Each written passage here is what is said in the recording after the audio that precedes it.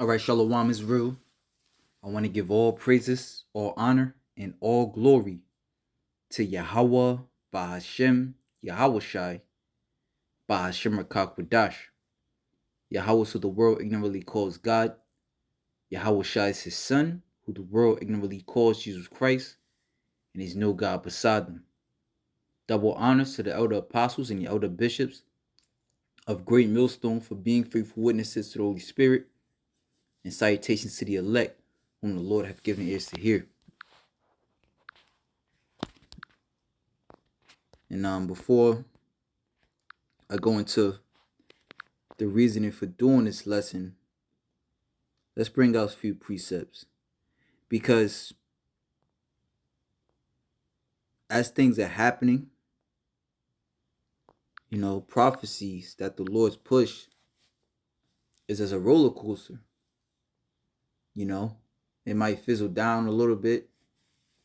Nevertheless, eventually it's going to build back up. So this is Habakkuk chapter 2, verse 1. I will stand upon my watch, which is what we should be doing, watching the news. All right. Watching the alternative news, the regular news.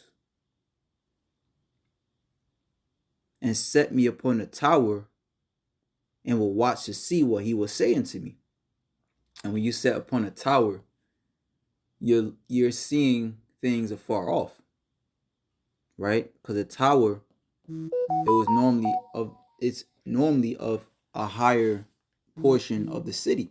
You're sitting at a higher portion of the city, overlooking the plain outside the city.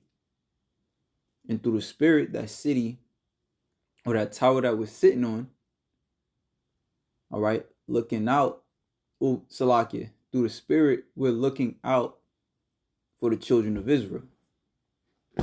Right? Israel could represent the city, that city of peace. And the watchmen are looking out, warning you of danger ahead. Danger that's coming to break down your walls.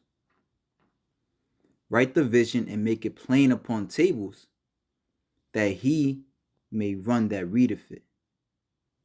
For the vision is yet for an appointed time, but at the end it shall speak and not lie. All right, and we're getting closer to the end, and we're finding out, which we already knew.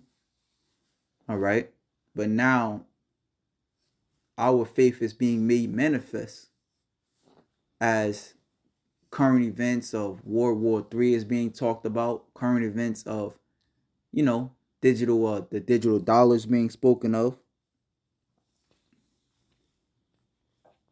which, if you didn't know, that's a prelude to what's known as the mark of the beast, or we sometimes call it the MOTB. It says, for the vision is yet for an appointed time, but at the end it shall speak and not lie. Though it tarry, wait for it, because it will surely come, it will not tarry.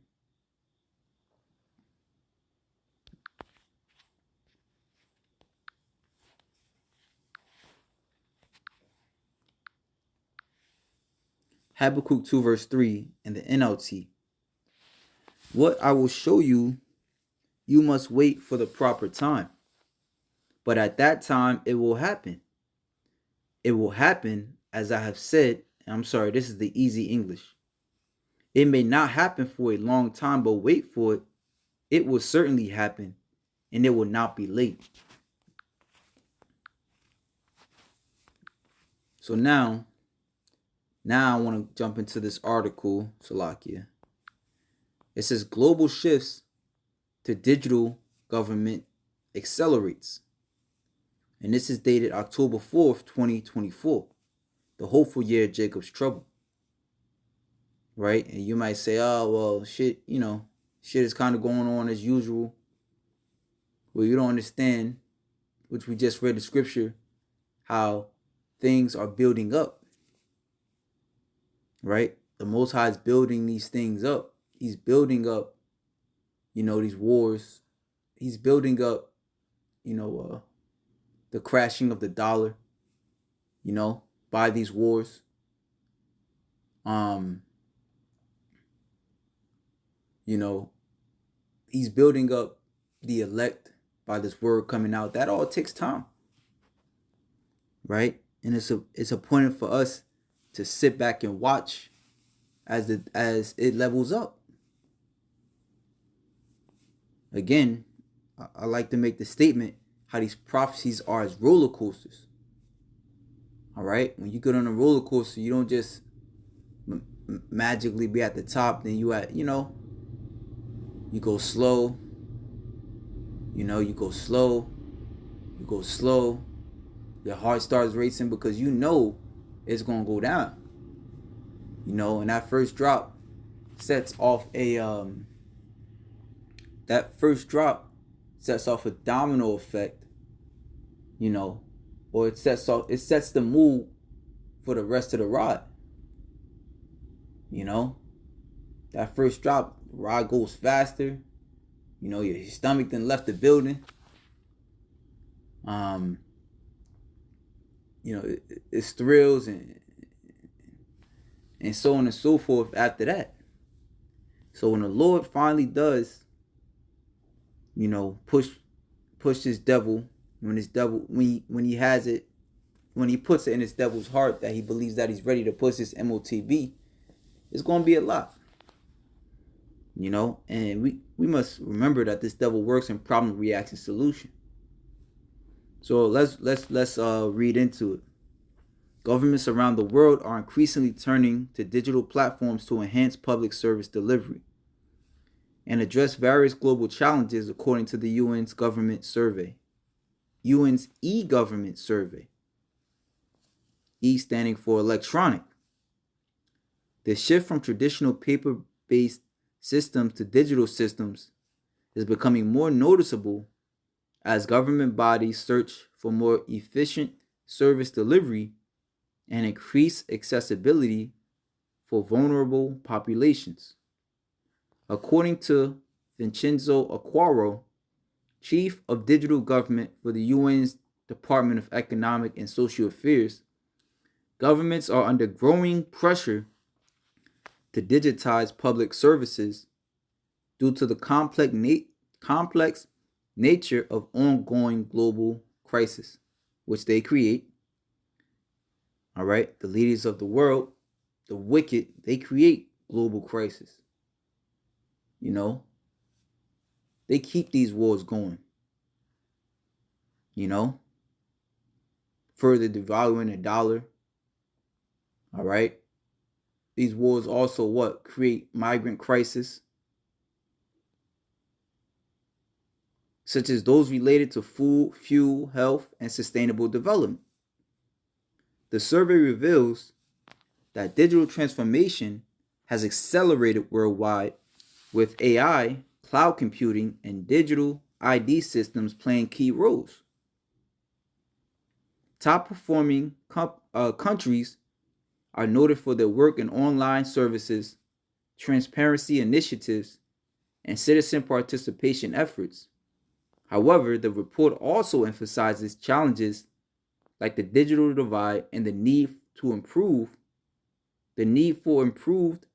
ICT infrastructure in developing nations. Now it says, by using the benefits of e-government, by using digital platforms, governments can streamline their operations, making them more inclusive and responsive to citizens' needs. This transformation is seen as vital for achieving the 17 Sustainable Development Goals, which focus on promoting economic growth, reducing inequality, and ensuring environmental sustainability by 2030. Right? And again, this is the solution, right? So they push. But if there's a solution, it must be, if you're reducing inequality, there must be a time for inequality, right? Again, problem, reaction, solution. You can't call attention to something that was never there in the first place.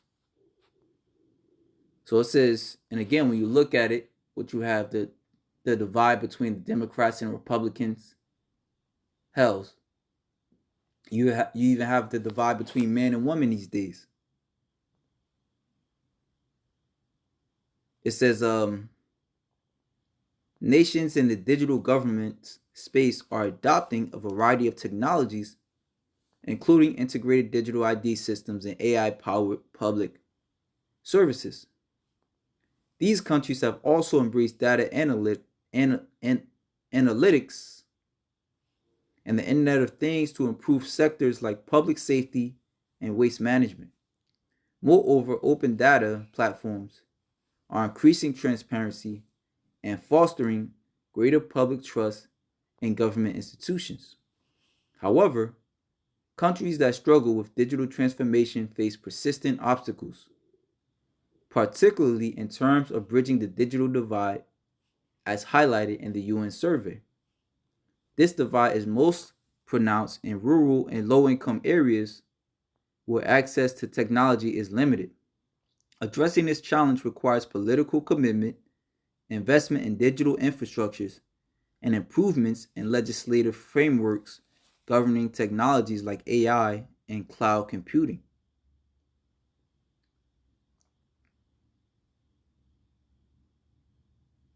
And this is essentially also kind of shows you how, these other nations have to sign on to this image, these other lesser nations, because here it is, like they just mentioned, is a problem for these weaker nations, these nations that have a smaller GDP, that don't really have access to internet like that. They're gonna have to lean on these bigger nations, all right, to be able to conform to the image and then to the mark, right? I mean, in so many ways they've conformed to the image. Now it's just really about conforming to the mark when it's pushed, right? And you had the devil Elon Musk. He's, doing his part as far as providing, what is it called? Damn, I forgot the name of it, but it was an account to where you had this, I guess his tribe in the Amazons or in a remote portion of the world where they received access to internet and the boys became lazy. All right, pretty much, watching porn all day. But it says regional and international cooperation. I think it's called Starlink or something like that.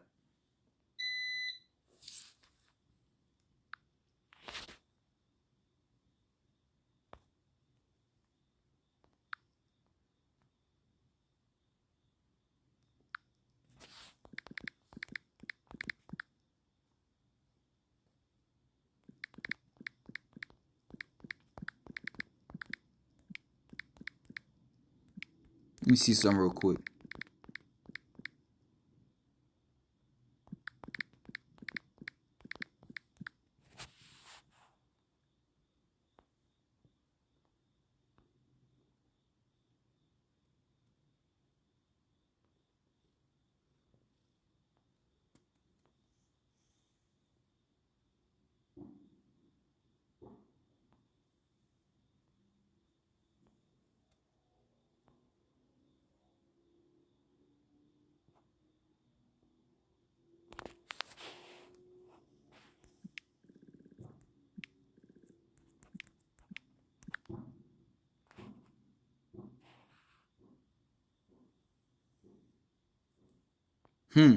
Look at that.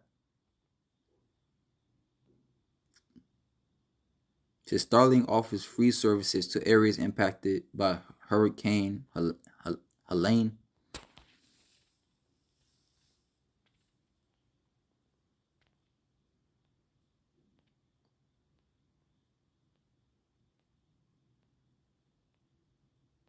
So I just want to see, what these guys been up to lately.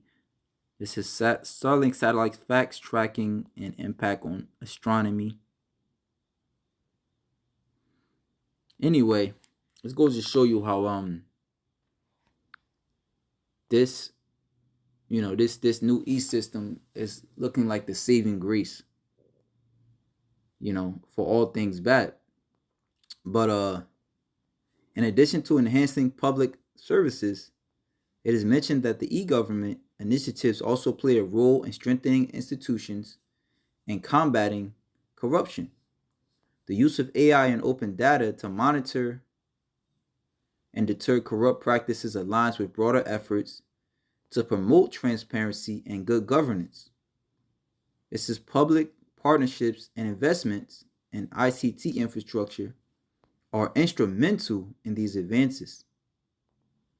With strategies to overcome these hurdles include expanding broadband access against Starlink, promoting public-private partnerships, and investing in digital skills and education. All right. And to me, that sounds like, again, these stronger nations, like a America or a Brazil helping out Bolivia, or America helping out, I don't know, Nicaragua or something like that. Now it says electronic signatures part to play. The World Bank echoes these sentiments, underscoring the transformative potential of digital public infrastructure and fostering financial inclusion, particularly for marginalized groups such as women and youth. Their collaborative efforts with governments focus on expanding broadband access, improving digital literacy, and creating frameworks for data protection and cybersecurity. The World Bank's report emphasizes the role of electronic signatures in establishing trust in digital transactions. It highlights how e-signature ensures authentication, integrity, and intent, which are essential for secure online interactions. And in these days we should also look out more so for what do we call those fraudulent activity as far as the web is concerned. I mean, it's obviously been out there for a long time, but it's going to be in your face now. This company got hacked, that company got hacked, this bank got hacked. All right? Because again, there's an aggressive push, all right, for e-government. Now, let me see. So it says Department of Economic and Social Affairs, Digital Government Delivering Services, and the SDGs.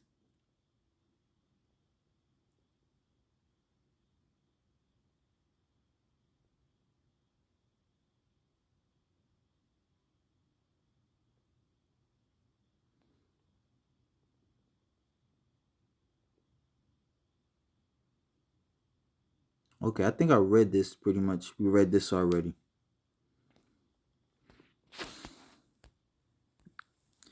So yeah, we see definitely how that MOTB is coming to pass. Now, for those who don't know, according to Revelation 13 and 16, at its core, right, Revelation chapter 13, verse 16, he required everyone, small and great, rich and poor, free and slave, to be given a mark on the right hand or on the forehead. Now, when you go into the word mark,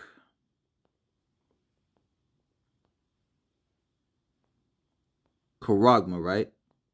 When you go into the word charagma, that origin is of charax.